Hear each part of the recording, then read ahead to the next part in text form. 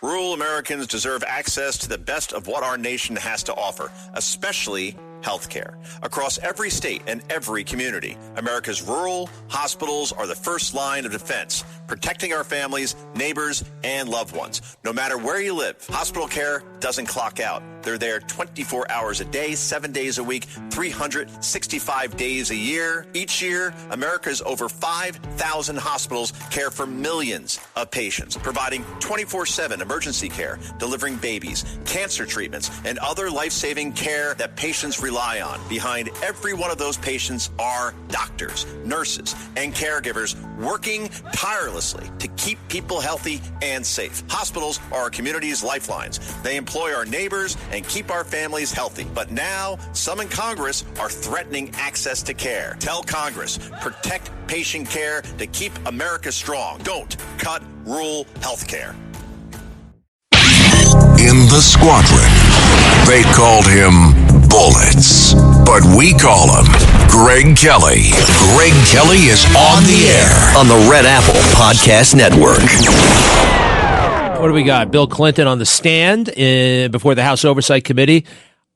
Somebody told me, actually it was Blaine Holt, that we're going to be basically dropping bombs on Iran tonight. He was that like, yeah, it's going to happen tonight. I don't know. I know about it and you know about it. It's just, it doesn't sound like it could be. I don't know. Maybe we will. The snowball guy, the cop assaulter was arrested and then let go already. That's wow.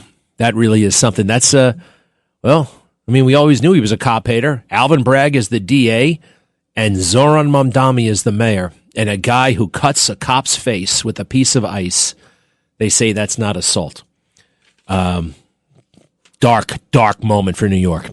But people are, he seems to be crashing and burning Mamdani. He's not good at the job.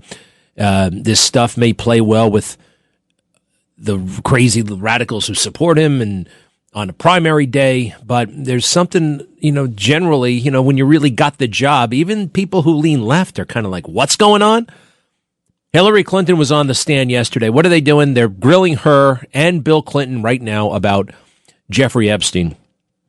And here she is getting rather snippy when they ask her, hey, you tell us that you don't know anything about Jeffrey Epstein after he was convicted. Yet 2 years after he was convicted, you invited his girlfriend to the wedding of Chelsea. There's a picture of Ghislaine Maxwell at that wedding. Well, she said he was somebody's date. She was somebody's date. Cut 2, if you don't mind. Cut 2. Why was Ghislaine Maxwell invited to the daughter of Chelsea Clinton's wedding in 2010? She'd already been mentioned in a civil lawsuit by Virginia Giuffre before that. Jeffrey Epstein had already been convicted before that. She came as the plus one, the guest of someone who was invited. Thank you all. Of your husband in the hot tub. Husband in the hot tub. Husband in the hot tub. Bill Clinton has a lot of faults, and so does Hillary. Now, I gotta say, it's kind of like Donald Trump. They didn't have anything to do with Jeffrey Epstein once he was convicted. That's what she explains here. It's kind of wordy. It was just unique and kind of novel to see Hillary Clinton get questioned by the press. And these were pretty aggressive, pointed questions. Let's see here. I know it sounds kind of convoluted, but it's not unreasonable. It's not unreasonable. All right. Donald Trump is kind of the same way. Now, it is very, very noteworthy to me that people who should have known. Look, I remember where I was when I read about this guy for the first time in the Wall Street Journal. I remember it because it was one of the first times I had ever read a book off of an iPad. And it was down in a pool in Florida in, where the hell was that? Deerfield Beach, Florida. I had a couple of days off. I was reading a book on my iPad, which was not a thing that you really did much back then. Wait a second. No, it must have been in 2010 because that's when the iPad came out. It was in 2010, 2011. Yeah, and they did a big story about him. It was like, who is this mysterious person? It's interesting. That's interesting about years. Isn't it? That's interesting. My realization to myself, I thought it was 2008, but I realized it couldn't be 2008 because the iPad came out in 2010. I was definitely reading a book on the iPad, and that's definitely when I read that big story in the Wall Street Journal about this mysterious weirdo named Jeffrey Epstein who had all kinds of friends all over the place, but had been busted for having, getting hand jobs from teenagers in Palm Beach. Big spread. They're getting on Lutnick's case, right? Lutnick said, I never had anything to do with Jeffrey Epstein after 2005 because I looked at him and I said, that is a sick man. I want nothing to do with him. A couple of years later, in fact, he did have lunch with Jeffrey Epstein. There's a picture of him on the island. We have the email, but all of his kids, wife and kids. When's the last time you try to figure out when something happened? Oh, that's got to be 10, 15 years ago. 15. I haven't seen that guy in 15 or 20 years. That's how most people process time. I just mixed up 2008 with 2010. And I got a pretty good memory. I mean, I'm unusual that way. People are like, oh, how did you remember that? Well, I link things that I learn with where I was geographically. And since I've always been a bit of a, just all over the place, transient, moving with the military, I link these things with where I was. And I remember being in that pool. But I was also in that pool in 2008. Maybe it was 2008. But I was reading the book Freedom. I remember that. Freedom by Jonathan Franzen, and that came out in 2010. I think. There's a lot of, it gets squishy. It gets squishy. Now, I am no fan of the Clintons, but I think they're more right than wrong as they defend themselves here. But what about him in that pool in the hot tub? Yeah, it doesn't look great for his marriage. Have you really looked at those pictures? Take a look at those pictures. That is not a young girl. Now, Megyn Kelly has a picture of her friends who look that they're very young, but they're not that young, if you know what I mean. They already have breasts. They already have things. One girl who Megyn Kelly says, well, he was ogling my friend. Well, if I were there at the same time and that girl with no bra on came by me, I just might look. Sorry, but you know what I mean? I was made that way. I was born that way. It doesn't make me a predator, and it doesn't make Bill Clinton a predator. Although Bill Clinton was a big-time dog. We all know that. You want to see Bill Clinton's his opening statement here. Hey, why are they giving, this whole thing about Mrs. Kirk, Mrs. Charlie Kirk, Erica Kirk, and Candace Owens, she seems like she's totally nuts. These conspiracy people who see conspiracy everywhere. I mean, then again, look, I was dumb enough to think that Lee Harvey Oswald killed JFK by himself for decades. For decades, I thought that. Now I feel sorry for that guy. All right. Thank you, Van Halen. Eddie, rest in peace. Greg Kelly. Let's go, Brandon.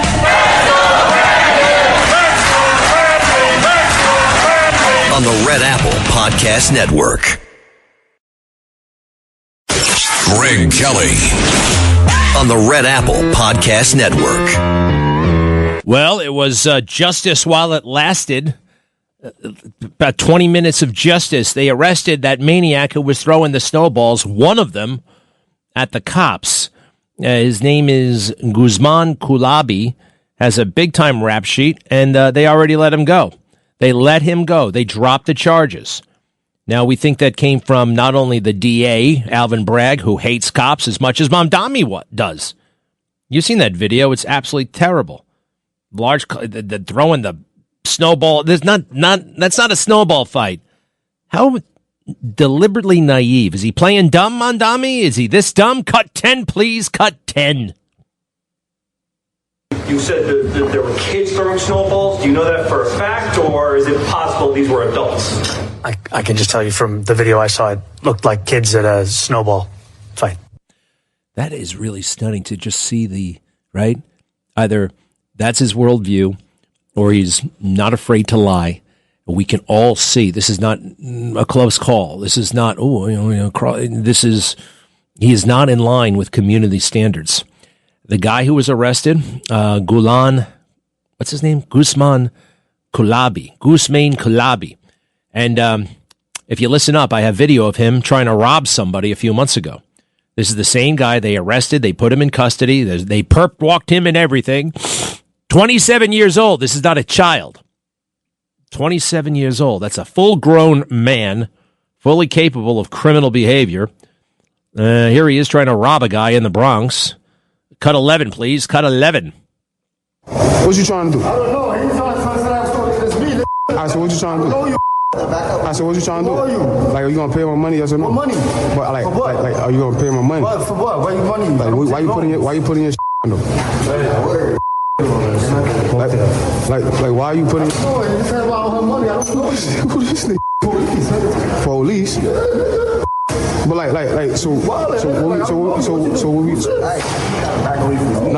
so what we doing? We ain't doing nothing. Like, what you mean? So you gonna pay up or pay what? Like my bread? What bread? My money. Money. My bread. How much? How much you got? Whatever you wanna get. Me, well, but nigga, I've been looking for you for a week straight. No, pick up your hat. Pick up your hat. What's my name? Just pick up your hat, bro. What's my name? Pick up your hat. What's my name? Bro, if I get mad, I'm gonna have to run your pockets, bro. Gangster. Run your pockets, bro. Gangster. The N-word all throughout it, you know.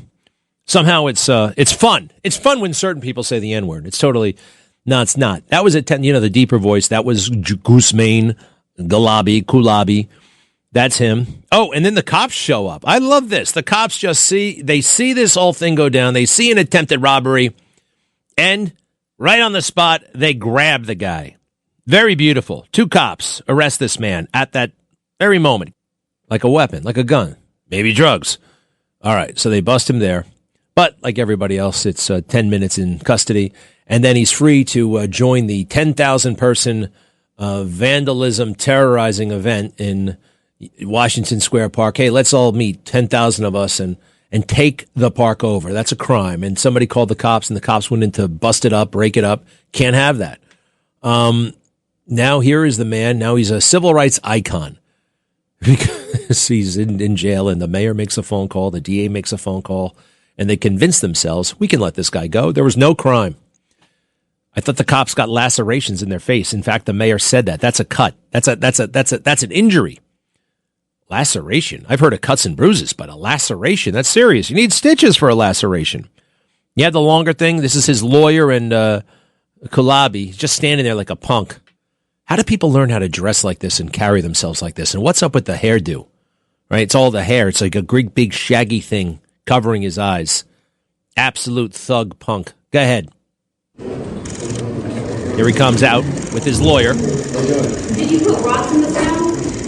We can answer some questions. Oh, awesome. Thank you so much. Get it out. I will answer some questions. Okay, no problem. Some very serious claims being made right now, including them saying that he put rocks in the snow before throwing them at officers. This is the first I'm hearing of rocks in the snow. I don't know where you got that from. There's nothing in the criminal complaint that says that. You've mentioned in court that you felt this was politicized. How's it been politicized? I think it's obvious to most New Yorkers. I think the police have an issue with the mayor of our city. I think they're taking it out on Mr. Koulibaly. Mr. Koulibaly. They want to pick a fight with the mayor. I don't think this is the way they should be doing it. From what I've seen, there are not many things that the mayor and I agree on. I'm not the biggest fan. However, I did see the videos, and my client, according to them, I haven't seen a specific indication that my client was throwing a snowball. But going based upon what they said, that they have an indication that he actually threw a snowball, that's all it was. There's no information that there were rocks, that these were ice snowballs. The police went so far as to charge him with a C violent felony. Okay? Does that raise a due process issue in your view, that other people are getting similar charges? Well, I don't think that's a due process issue. I think it's selective prosecution. I don't know how they decided on Mr. Koulibaly. Frankly, hey, stop for a second. Just so you know, everybody who showed up at January 6th, even outside the Capitol, charged with all kinds of felonies, right? You throw something at a cop. That's, you're in trouble, man. You're in trouble. You gotta be. I couldn't imagine throwing a snowball back in my snowball days at a police car. Keep going. All I can go by is what I heard in the courtroom and what I had in this criminal complaint. And thankfully, the DA Bragg was, and his assistant who's handling the case, was able to see through the politicization of this and reduced it to obstructing governmental administration. You said you saw the. But hey. There are people that got sentenced that's downgraded to a misdemeanor. The January 6ers, that was like a major felony, obstructing government administration. Wow. The system is rigged. Although this guy, let me think. Keep going. And they're claiming that in the videos it shows that they packed ice. I have not seen that. I've seen the video that most people see on TV. The DA's office has not provided video to me yet. You mentioned in court that you don't see how your client could have obstructed government administration when he didn't know what the administration was. What about the harassment? Was your client harassing others? Well, I don't know if it's harassing. What I did say in court is, at worst, this could be a summonsable offense, which is harassment, disorderly conduct. That is a possibility. But again, I have not seen the proof.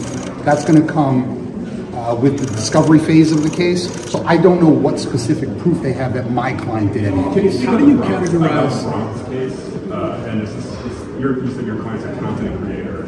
Is this sort of a product of that? No, this has absolutely nothing to do with that. And because it's an open case, I can't really discuss that. How do you categorize the word attack being used?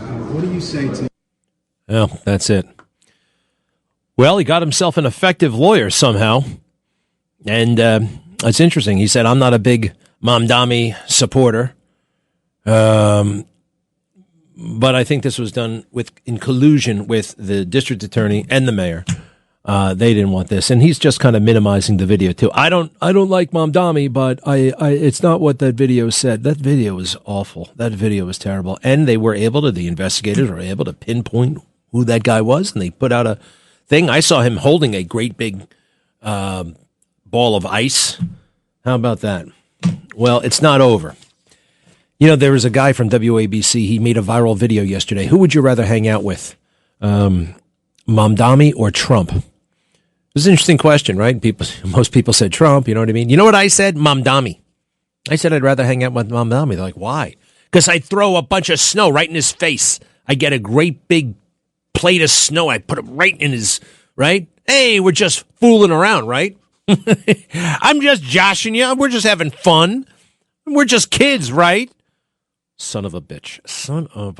All right, regarding the, why is President Trump is not happy with Iran, but more talks are expected. They're calling that breaking news right now. Look, you know what it means if we go to war? Late nights. Everybody will be watching the TV and we'll have military analysts on, everyone learning about all the weapon systems. It'll go on for a long time, a couple of weeks. I'd rather not. If it's necessary, it's necessary. All right?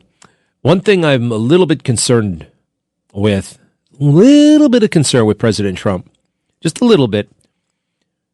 He is almost overconfident in the effectiveness of the U.S. military. Cut 5, if you don't mind. Cut 5.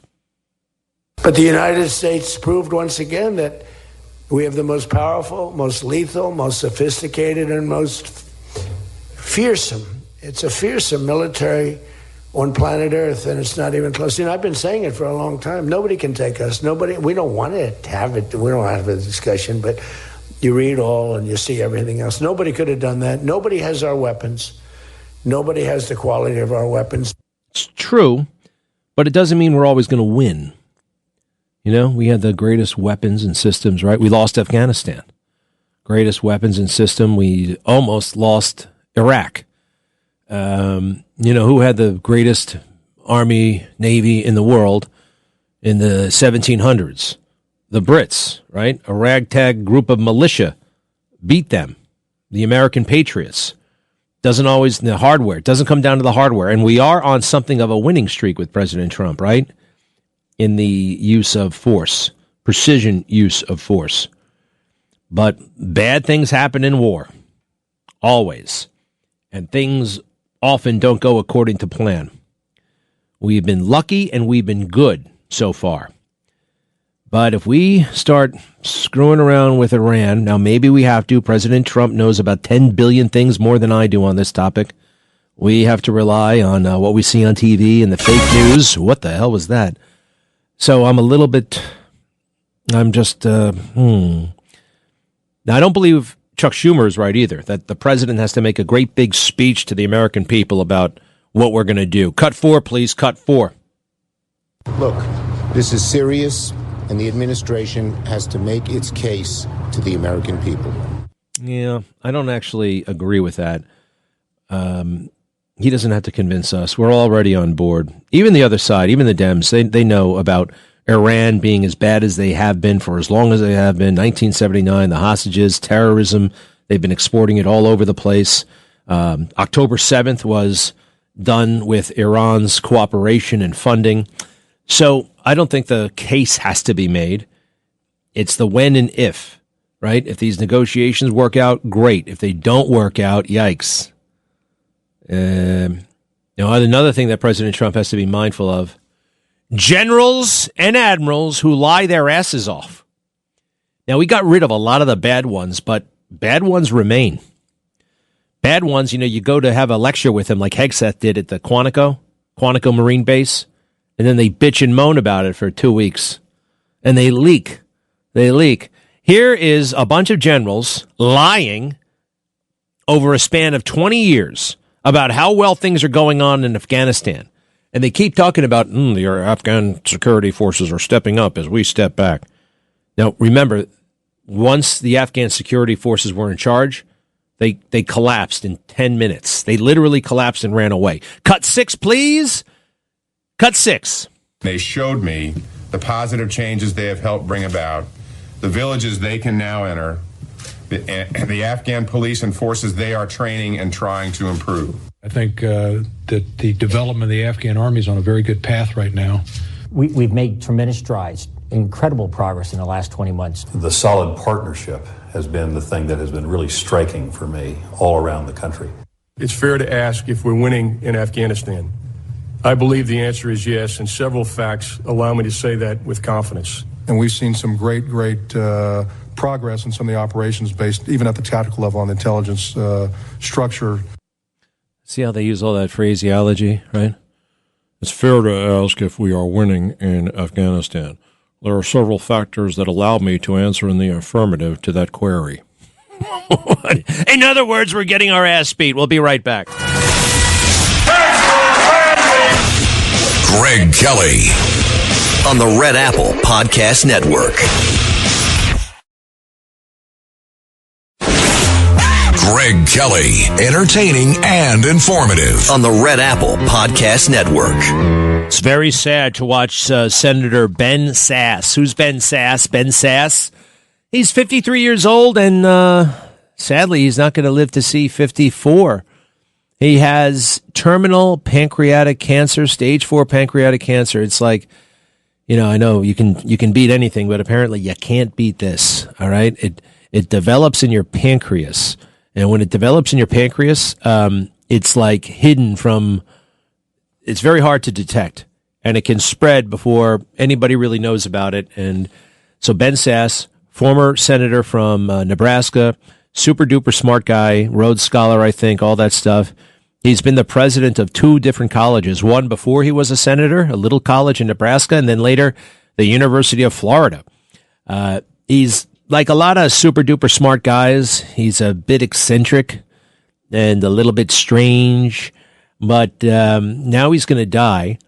And I'm very sorry about that. I didn't really like him as a politician because he was always trying to stick it to Trump in all kinds of different ways. Big ways, small ways. I think he might have voted for one of the impeachments. Did he? But Ben Sasse is now like kind of just speaking like a human being, which he is, we all are, and he's talking about death, and it's very, very sobering, and it's also kind of helpful. He's talking about what he would have done differently in his life. Everybody has regrets. He has some. He's expressing those. So some of these things are, Peter Robinson is probably the best podcast so far, is a former speechwriter for Ronald Reagan, and he sat with him for a long time, and you can find it online. Here's one of the things Ben Sasse said. Remember, he's only got a couple of weeks left. Cut 14, please. Cut 14. super strange that the legislature mostly, and there are lots of good people there, and so even some people that I'm going to criticize their behavior, I won't, not by name, but they're caught in a system where we have a big collective action problem where most of the people in the legislature really just wish they were TikTok stars. And so what they're trying to do is find a platform to grandstand. They don't really want to do stuff legislatively. And so we don't pass anything. It's interesting. That big draw, they want to be celebrities, not legislators. And this started really in earnest, I think, with AOC. You know, a freshman. A brand new member of Congress is the most famous person there. Why? Because she's got a big social media game, and she's pretty. I remember hearing from a veteran member of Congress who'd been there since the 1990s. It was kind of like starstruck to meet AOC, for crying out loud, who just got there 10 minutes ago. Celebrity, social media influence. Hey, why is President Trump going to Texas? He's going to Texas, not Florida. Texas. What's going on in Texas? I'll tell you one thing that's going on there that's bad news. It got a little bit more detail. So there's a Senate race, all right? A Democrat side, it's Jasmine Crockett versus this weirdo punk. I don't like him. His name is Calarico, and I get a very creepy vibe from him. He's the one who probably has the greater electoral appeal in a place like Texas. He strikes me as a con man, total faker. This holy roller stuff. But, you know, how can you be a holy roller and embrace the transgender and all the liberal crap, right? You can't have a genuine, in my opinion, relationship with God if you're, well, a politician who espouses stuff like that. Something's going on. He's in a primary against Jasmine Crockett, the weirdo crazy Democrat. On the Republican side, we've got three guys, all right? We've got Cornyn, Cornyn. He's the incumbent. You ever see that guy? He looks like George Washington. He is the coolest. He is the most prestigious man you've ever seen in your life, right? He just looks like, man, that guy should be on a quarter. You know, that guy should be on currency. He looks so, what's the word? Patrician. So, hey, do me a favor. Can we pump up the volume for a moment? All right. We're going to come back to it. It looks like President Trump is about to take questions. Yeah, pump up the volume when you get a chance. And he's talking to the crowd again. He's talking to the regular people. We'll probably have it right after the break. 800-848-9222. 800-848-9222. Cornyn is in a contest against Ken Paxton, the Attorney General, who we had in here a couple of months ago, sitting right in that chair. He's the Attorney General. He's running. And then there's a congressman, I forgot his name, was running. It's down between Cornyn and Paxton. Now, for whatever reason, they say if Paxton gets the nomination, he's got an awfully good chance at losing, right? A Republican losing in Texas. Now, why is that? Paxton has some baggage, all right? The extramarital affairs. And he's something of a holy roller, right? And that doesn't really mix. And he's gotten busted in multiple affairs. You know who he got busted by? His wife. And she hasn't been too quiet about the whole thing. Also, he got impeached once. They tried to impeach him. But I think they tried to impeach him because he's doing a good job. I don't know what the hell's going to happen. The primary is next week. And if Paxton wins, people are very, very concerned about that seat going Democrat. Generally speaking, I don't care about these things. But now I am obsessed with the 2026 midterms. If we lose, we potentially lose everything, all right? And it puts me in a very vulnerable spot. Yes, they're going to come after us. They're going to come after us for what? Telling the truth. They've even said it out loud. Okay, give me a second here. We'll get ready for President Trump when we should have that when we come back. 800-848-9222. 800-848-9222. Last night I told somebody, hey, you know you're in the Epstein files. They did not know it. The look on that person's face. Wow. Everybody should check the Epstein files right now. It's very easy to do. And if you're not in the Epstein files, put in your favorite person. Chances are they're in the Epstein files. About 100,000 names are in the Epstein files. Be right back. Thanks for listening to The Greg Kelly Show. You can hear The Greg Kelly Show weekdays at 12:15 on 77 WABC. If you like the podcast, share it with your friends and listen anytime at WABCRadio.com and download the WABC Radio app. Hit that subscribe button on all major podcast platforms. Plus, follow WABC on social on Instagram, TikTok, Facebook, and X. See you next time for a new episode so you never have to wonder. What the heck is going on here?